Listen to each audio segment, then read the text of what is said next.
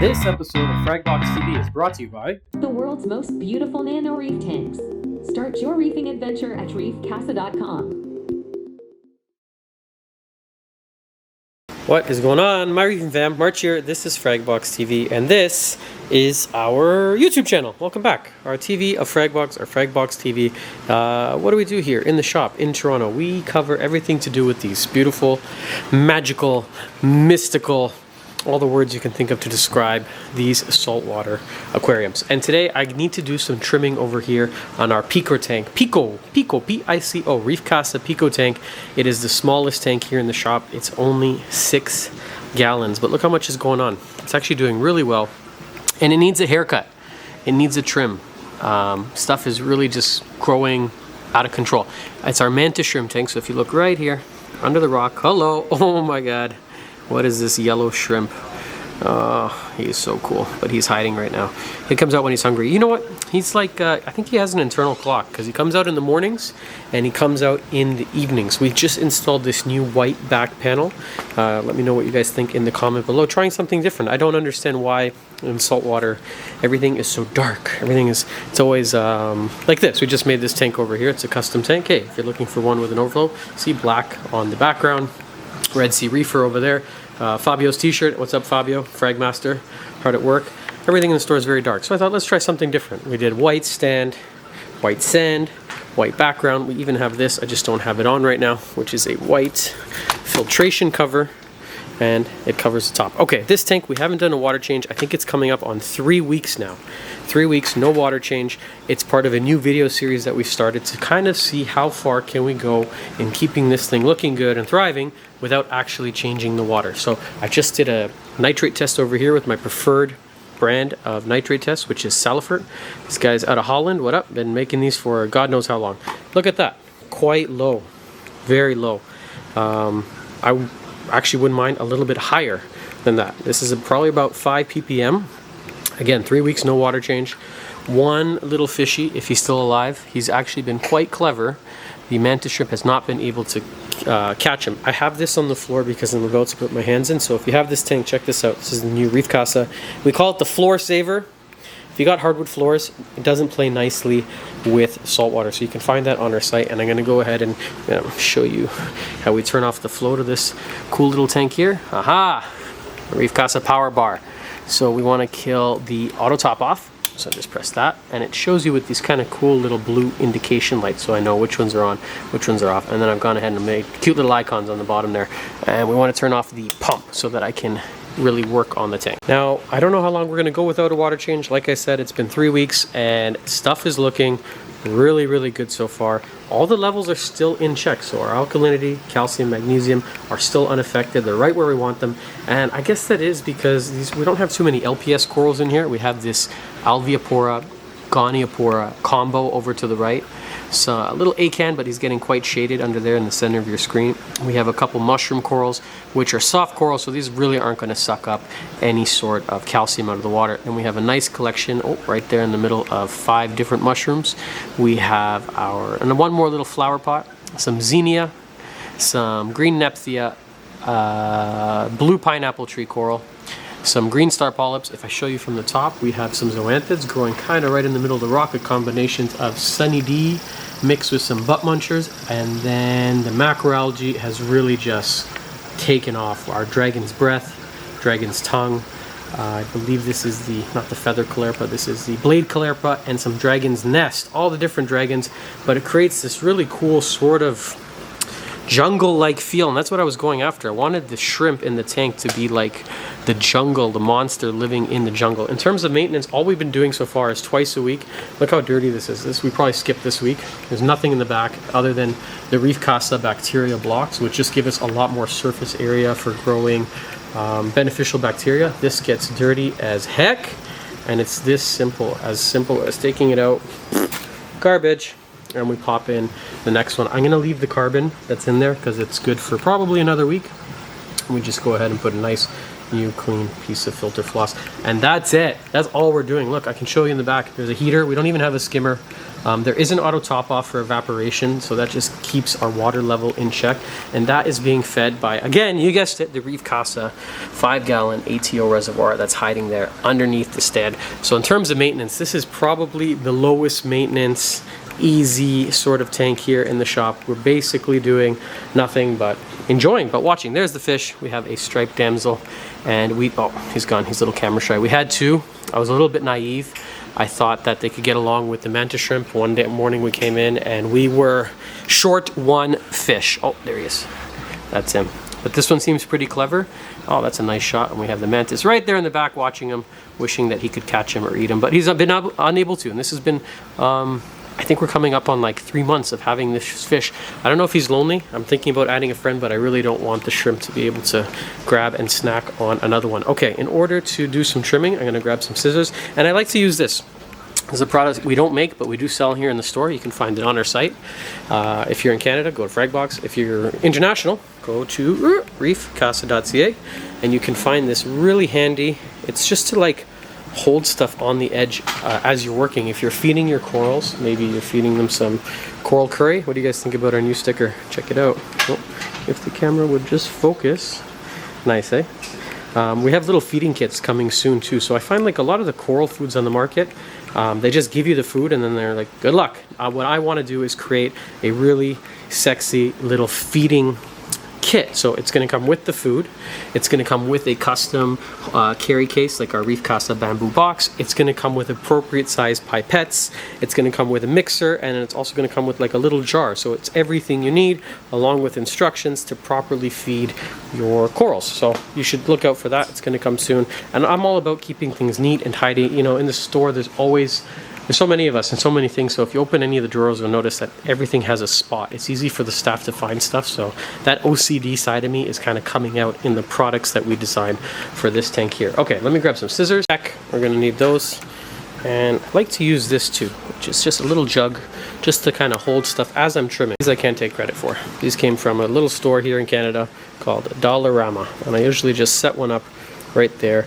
And that sort of becomes my kind of makeshift little workstation as I'm doing stuff on the tank. Now my priority today is really to just trim up some of these macroalgae, get them in check. They look pretty cool, but this one's getting a little bit out of control, and all 3 or 4 times at least, I mean tripled or quadrupled since we add them here into the tank. So it's really time for a trim, and these are actually quite valuable. We're in Canada, if you didn't know. Hello, we're in Toronto. It's actually a beautiful day, but we're kind of far from the ocean. So macroalgae, small inverts, fish, corals, all that stuff is hard to get here into the country. It's not easy. As someone who's been importing stuff like this for the better half of 13 years, it's tricky. So when we find new macroalgae, we kind of geek out and get really excited in the store, even though it's not that exciting. Man, I love how he's just watching me. These things are so intelligent, so much personality, and way faster than I thought. The other day I was working in the tank with my hand like over here, and he is lightning fast. Like I'm a little bit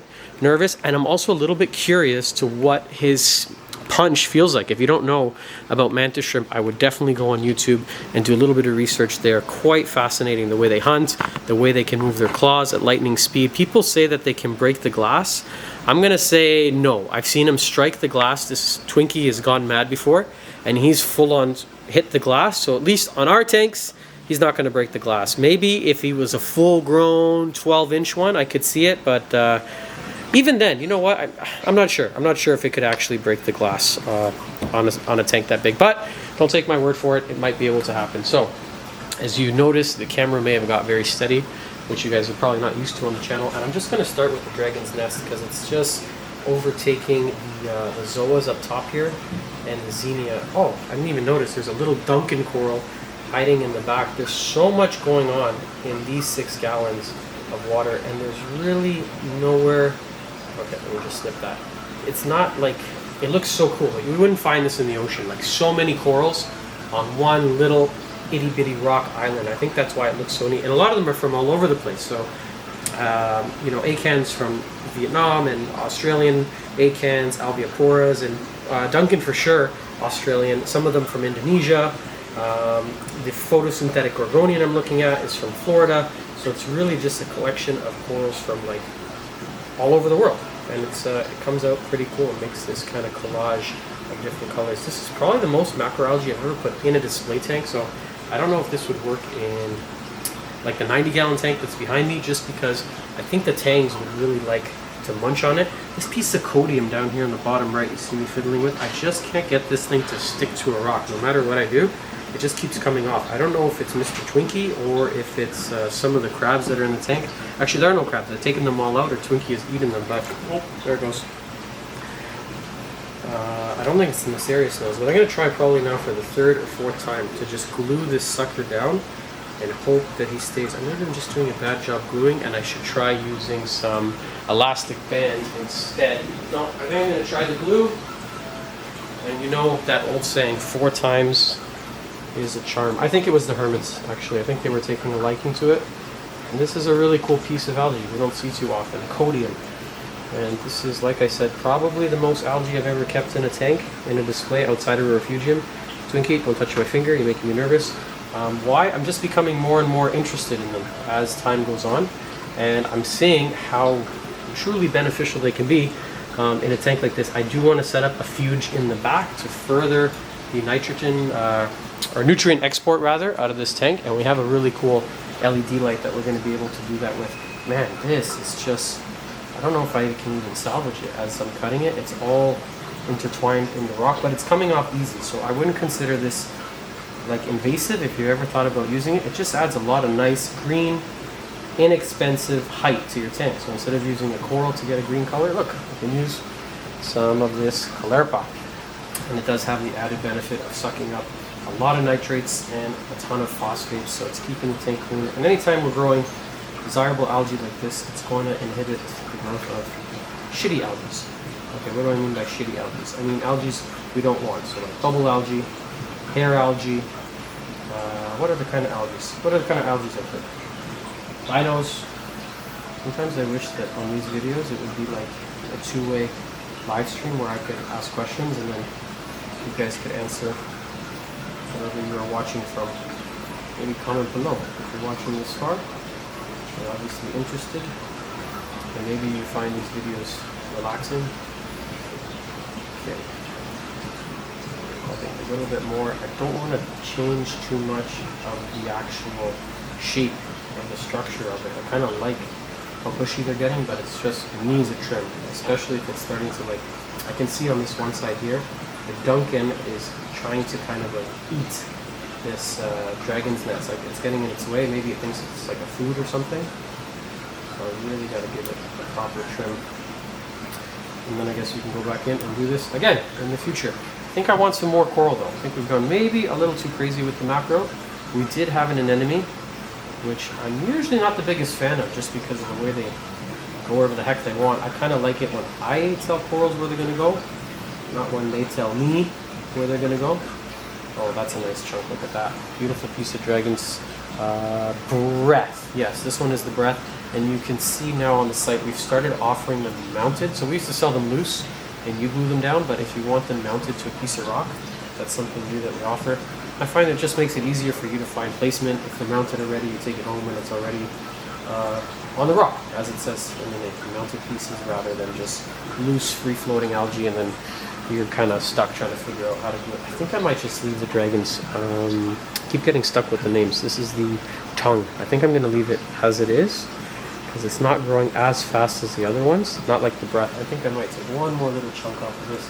This tank almost has a freshwater kind of feel or aesthetic to it, I think, with the white background and the plants. And that was kind of the plan. I'm trying to get people that have thought about getting into saltwater to get into it. You know, basically all our customers, not all, but I would say a big portion of people that are in this hobby have started out with freshwater and then they venture. So I'm kind of trying to poach people from the other side and get them into this one, because usually once you get into this, there's no going back. You're screwed. You're in it. You're going to love it.